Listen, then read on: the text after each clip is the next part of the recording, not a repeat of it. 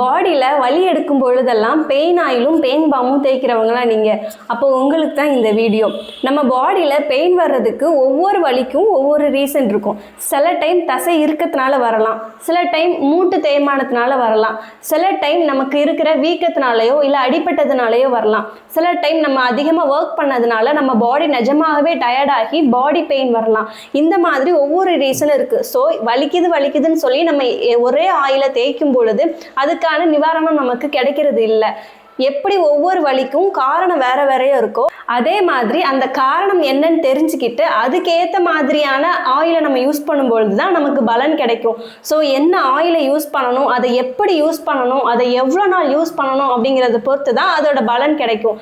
நம்ம ஸ்ரீசூர்யா ஹெர்பல்ஸில் ஒவ்வொரு பேஷண்ட்டுக்கும் பர்சனலைஸ்டாக அவங்களுக்கான பெயின்கான ரீசன் என்ன அப்படிங்கிறத தெரிஞ்சுக்கிட்டு அதுக்கேற்ற மாதிரியான இன்டர்னல் மெடிகேஷன்ஸும் வெளிப்புற சிகிச்சைகளும் கொடுத்துட்ருக்கோம்.